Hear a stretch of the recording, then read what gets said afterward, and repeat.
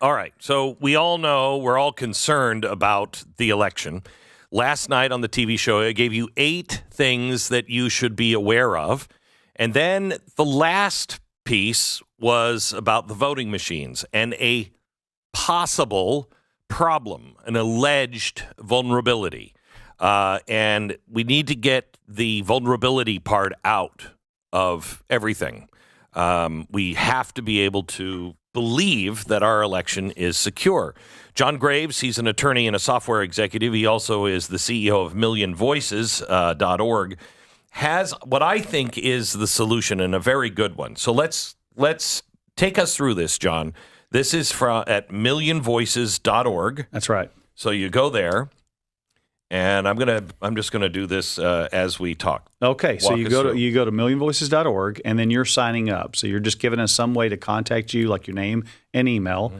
You click the next one. It gives your address. We need your home registered address so that we can match you to your official that you vote for, county commissioner, state rep, whatever, depending on what issues you click. Then when you do that, if you click election integrity, make sure you check that one. You may also care about the border, Israel, other things. But when you do that, we're going to give you a form letter. And then there's 3 actions that you can do, because my passion is you're the one that can change things. The listeners today are the ones that can change. You can click the button to call. And if you already have read the letter, you watched the special, you kind of know what you're doing here, you can call your state rep or your county commissioner. Mine pulls up my county commissioner. Mm-hmm. Or number 2, you click the button to email, and you just copy the letter that we're saying transparency. Here, let me read the letter. Dear XXX, your county commissioner. Yeah. As a resident voter of this country, I'm writing you, or this county, I'm writing you to ask for an investigation into the electronic software and database used to administer elections in our county. I am not making any allegations or focused on the disputed elections of the past. I am concerned about the elections this November 2024. I ask you if you will investigate and take any necessary action to ensure that our future elections are fair and secure. It has been revealed that 3 highly qualified cybersecurity computer experts, same link below, discovered that critical encryption passwords were left in plain text in the election databases in some counties using Dominion database. I'm not suggesting that these are problems that exist here. Rather, I'm simply asking for a verification that our systems are inspected and found to be in good order. If the passwords for our election systems are easily discoverable by hackers, this would make it impossible to guarantee the integrity of the election. No matter which election vendor serves our country, it still warrants an examination. Like the recent spat in airline mishaps, if one airplane model is having problems, it's a good idea for all systems to be checked to ensure that they're designed and working securely. I specifically ask that a bipartisan team inspect to verify if our election database user password is encrypted, and if not, demonstrate how that encryption will be turned on before the voting this fall. If our electronic database has the same election database passkeys, and it goes on and on and on.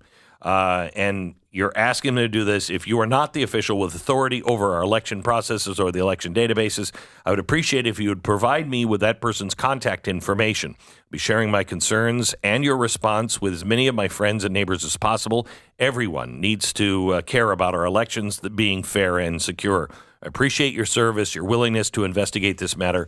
Nothing done in the civic arena is more important than making sure our elections are done with integrity. So then when you click on that, that's right. Okay, you can cut and paste it. You should, make it your own, but that gives you the outline. And then send it. It will attach it to an email. That's right. To your county commissioner without you even having to know who your county commissioner is. We do the work for you. We do the cumbersome work for you. It'll click up who your county commissioner or person is. You copy the letter. We ask people to personalize it. I've lived in this county this long. Be positive. Thank you for your service. Don't accuse or make statements of fact. Just say, hey, we're looking for this. And then you're asking for some very practical things. And then you'll know. And if enough citizens talk to their local county person, that's where this all happens, Glenn. Because county people are sometimes elected by, 200. That's right. Right. So they care. That's right. And you may be the county official. You may be the state rep, or you may be friends with them. And they may say, I had no idea this was a concern. I can fix it. I can go over there and make sure it's not. And if it is a problem, we give them clear steps. You can encrypt the user password is just one quick step. You can make sure we keep the paper ballots, keep the images, have a clear chain of custody, just simple, about 5 simple things that anyone could do. And then the third thing you can do, you can email them, you can call them. But the best thing is to write them a letter. And so we ask people to just personalize that letter because they have to process a letter very differently. And it kind of also is documenting, hey, there's a lot of people concerned about this. Mm-hmm. And it's when the citizens speak out that things happen. That's my passion at Million Voices. So does this give them, because if I got this, I would we've already been inspected by the state and everything else. Yes, we're fine. Yeah, you're just asking them, go look, and they can even send the link to your special and say, hey, here's what it shows on here. Just follow the login and look at that table and say, we just want to know our county for the future. That's what we care about is what about our county? And you can rule it out. And if there's not an encrypted password, if it's in plain text, if the tracing is turned off on the database, like the election cameras in the bank analogy, I want to know. Anybody touches that, I want to know the digital and the paper. So why don't I give you the clip, or you may already have it, just the clip without me in it, because that will taint things. Okay. Just the clip and say, look, we know if you're using this machine, this is what it looks like. Yes. Let us show you where it is. Yeah, that's a great idea. We'll send that to you, and you can include that. Thank you. Because I think I know if I were a county commissioner, I wouldn't. I agree, and I think that's why we're trying to make it simple. I say, put the cookies on the lowest shelf so everybody can get one. It's like the county commissioner can go look, have a Democrat and a Republican there, video the thing, and then say, hey, this got fixed. Okay, great. We can now trust our elections more. Or this didn't get fixed. Let's do these steps to make sure we got transparency here. Is there anything that is happening right now in any state that is important? There's several of them, and there's a lot of fights. One of my passions, I tell people, government belongs to those who show up. So you have to vote, but victory belongs to those who don't give up. So a lot of states like Wisconsin, the legislature stopped Zuck Bucks, private funding of election. But then the Democrat governor vetoed it. But then they put it back on the ballot, and the people overrode the governor. Oh, so there's these fights. Georgia's a great example.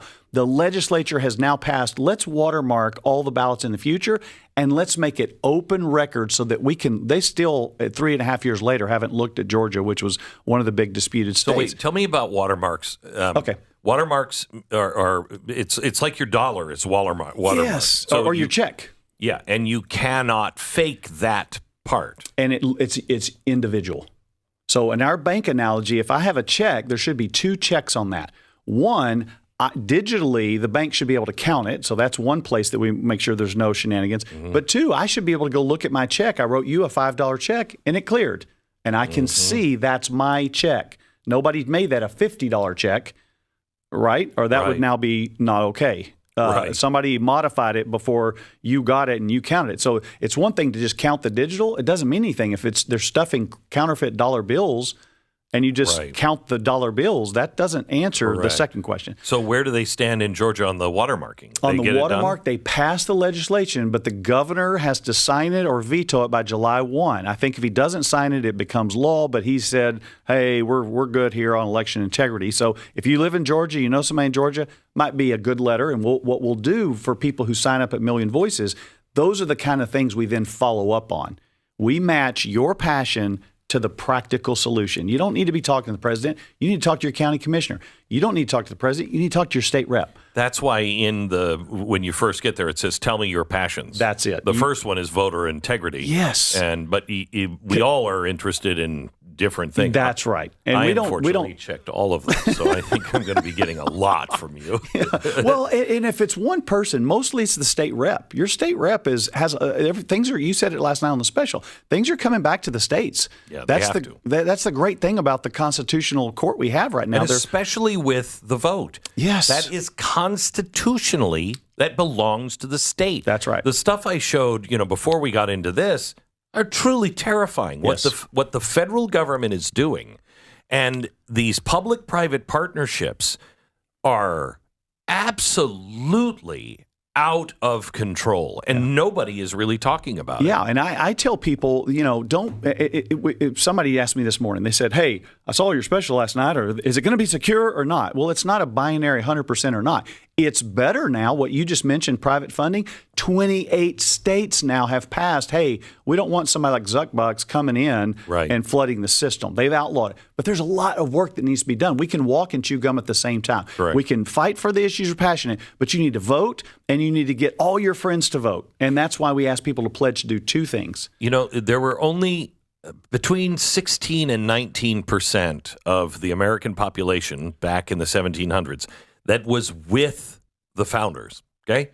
It doesn't take an awful lot of people. It just takes committed people that will not sit down. And I know you're frustrated, but you really are the hero in this story. You are the one that will make the change if you choose to do so. That's right. Yeah, they have to vote and have to use their voice. My girls play basketball, and so I tell them all the time, we may have a bad referee. Maybe he's incompetent or maybe he's getting paid. I don't know, but don't put it in his hands.